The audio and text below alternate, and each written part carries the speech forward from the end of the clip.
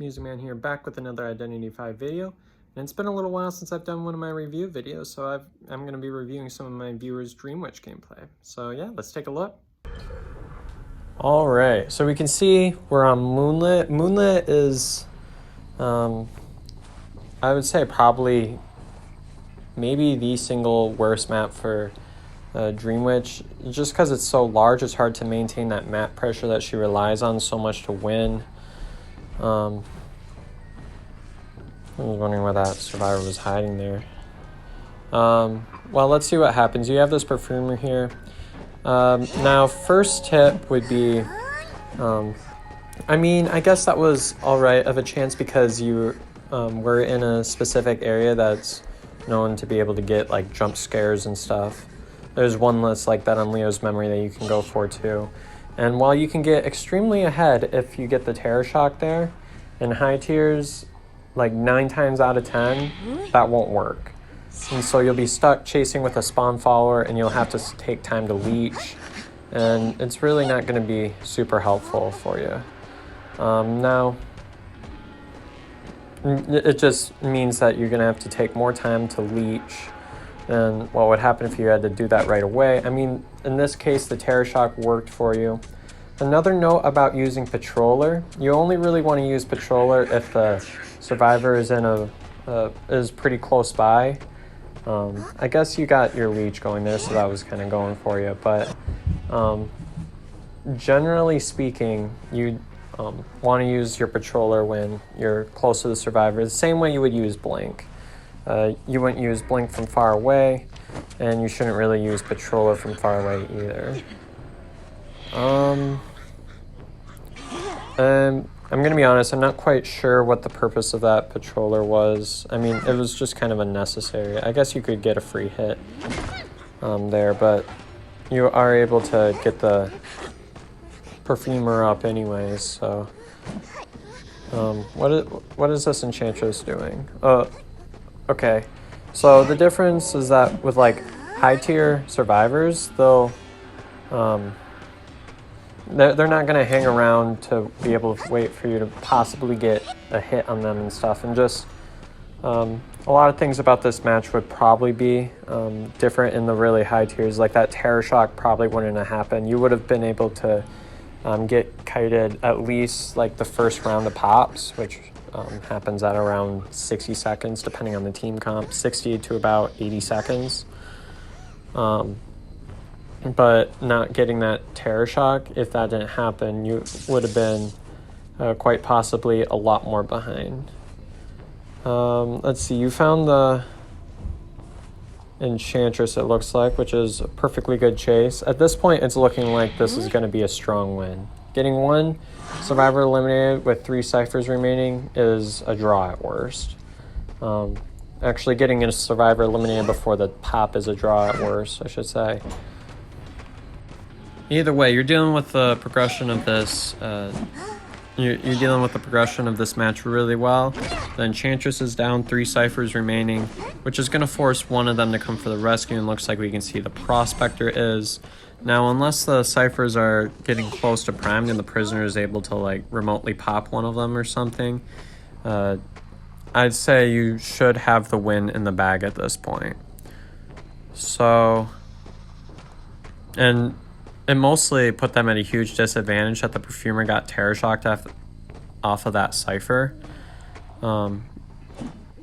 Okay, I would not recommend throwing down the Patroller right here. You're too far away to make that rescue, and you can see that right there. It also looks like you might be lagging a bit. You have to have good ping in order to use Patroller. If you don't have good ping, just use Blink. Use Blink instead. Patrollers are really, it's really dependent on you having really good ping. Oh dang, that prisoner was able to really make it 1 cipher remaining. Now this puts a lot more pressure on you. Oh wow. What is this Prospector doing? Well, that Prospector really just stunned the hit recovery off of you, so you're able to easily follow up with another hit. So The only way they're able to pull this off is if one survivor goes for the rescue while another one stays on a primed Cypher. Is the Cypher primed yet?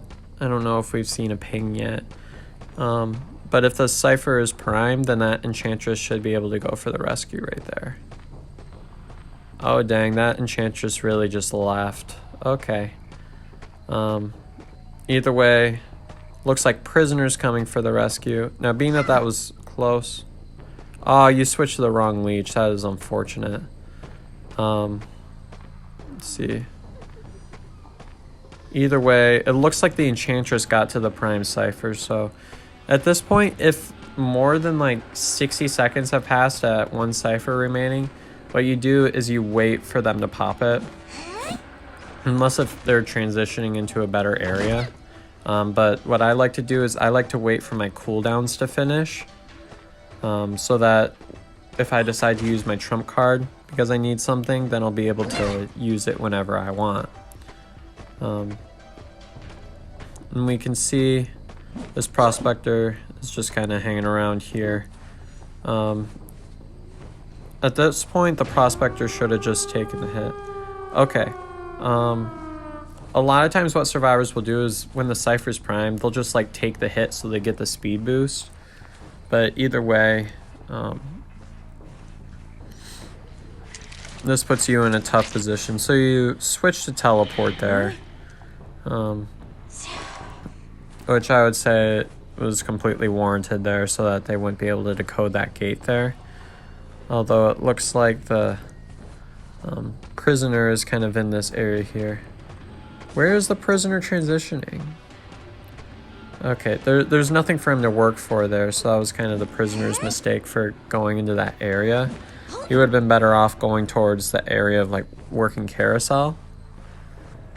But either way, what I would do now is I probably would just take the tie. Although you do have the leech on the Prospector, so I would probably check his location. Or actually, maybe not because the leech is auto-marching. But as soon as that leech stops auto-marching, yep, switch and see where the Prospector is at. Oh, wow, he really just took the roller coaster. Are you going to be able to get this hit right here? No, you went over to the front. Okay, so in order to be able to pull off something like that, you really just need to stay on the side instead of going in the front of it. Only because Dream Witch has really tiny hitbox. That didn't work. But you're thinking the right thing though.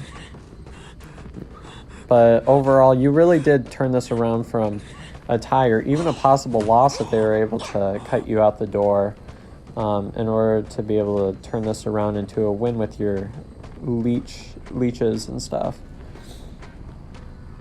Either way, this Enchantress... Okay, this Enchantress is just kind of going for the rescue right there. So what I would do is I'd have one leech camp one chair, one leech camp the other. Or never mind, the Enchantress went for the rescue. But if you were to actually be camping that leech, being that you had detention, there would have been no way for that Enchantress to pull that rescue off. But it looks like right now your detention ran out, so you really kind of just have to straight up chase the Prospector right here. You get juked once. Okay, nice job right there. The Enchantress is still right there. Now the Enchantress isn't able to pick up a syringe or anything, so any damage just means that the Enchantress won't be able to pull a rescue there.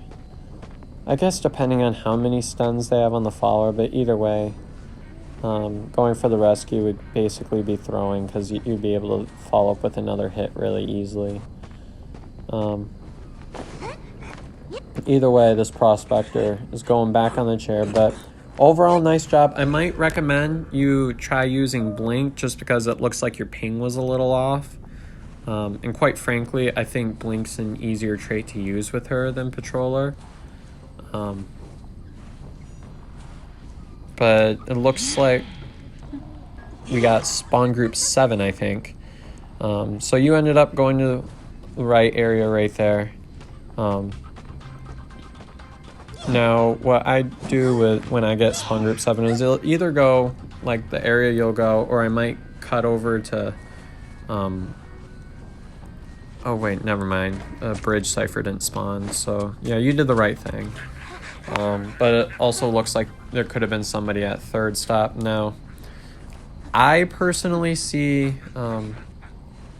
Painter as a low priority target, but okay. So some things to note about Painter with Dream Witch is that only the leech that is being controlled by the hunter is going to be able to be stunned by the painting. So what I would have done is I would have had the leech take the sort of painting stun, if you will, and I would have had my spawn follow up on a hit so that I wouldn't have to waste my leech cooldown, and I could have, like said, leech that mercenary right there, because the more leeches you have, the more map control you have. How did that hit the chair? Dream Witch's hitbox is usually terrible. Either way, you got a hit on the painter, and you've got your leech on the painter, so ultimately it doesn't really matter so much, because you can just have that leech get out of radius, and then you'll be able to get to the painting as quickly as possible with the auto march. So, okay. What I would do is I would leech the merc right here. Yeah, you come across the merc. Let's see, do you leech the mercenary? No, that leeched the explorer. Well, if that did end up leeching the mercenary, that would have been a better scenario, so then you can double hit the healer. Although, what I would have done is I probably would have had that leech sort of auto march to the chair while I tried harassing with my other leech. Oh, and I think that was a leech switching mistake right there. So always knowing which leech is where and making sure you don't accidentally hit a wrong leech is always really nice. So as far as patroller really goes, like I said in the first video, only really use patroller if you're nearby. But you can see, especially with the patroller debuff, this is extremely important for Dream Witch. Oh dang, they all really do be healing right here. Yeah, you can just get your spawn in there and start wrecking havoc then. Being that everybody's in this area, you should really just start dishing out some damage. I would not even target one survivor in particular. I would just start getting as many hits as possible. Okay, depending on how that cooldown is, I would have recommended probably switching to blink right there. That could have gotten you a faster down. Oh dang, that explorer really did just finish that cipher. Okay, so that's your spawn there. I would have the spawn probably camp the perfumer, and I probably would have sent the leech to pick up the other survivor. Dang, this mercenary is really asking to be double hit. Especially with the painter. They should have just taken the chairing. But either way, being that she's stunned, you gotta switch back to the perfumer. Dang, these survivors really are gathering up to heal really quickly. And you've got your patroller there, so that leaves the explorer sort of immobile there. But you can catch them all as they're leaving out the tent there. What I would have done there is I would have picked up the merc. Although you did have a chance to hit the explorer, getting the merc on the chair would require them to start thinking about getting a rescue. And with everybody injured, that would be extremely difficult to do. Painter would be the only one that would have a chance at this point rescuing injured. So these survivors really need to stop healing right next to you. They need to go someplace else and just let one of them die on chair. So probably the mercenary. And they should have just left the mercenary on the chair and go someplace completely different to heal up, so that you wouldn't be able to interrupt them while they're healing like that. And see, all of that heal time was now wasted because you were able to pick up that survivor that got down because they were healing right next to you. So at this point, yep, the painter just kind of gave up, and that's GG's. So just a couple of things I would say for both of you. I would recommend maybe trying Blink. I mean, that's personally my favorite trait to use anyway, so I'm a little bit biased on that, but I guess just experiment with it. There are a couple of things during the Painter match of just dealing with Painter specifically, so getting like the leeches to take this to take the Painter stun instead of having the spawn take the stun and sacrificing the leech to be able to get a hit. But yeah, overall you both did very well, especially for playing on Moonlit. Well, I hope you all enjoyed that video. If you want your gameplay reviewed in a future video, instructions are in the description below on how you can send in some gameplay. But I hope you all enjoyed, and I'll see you next time. See ya!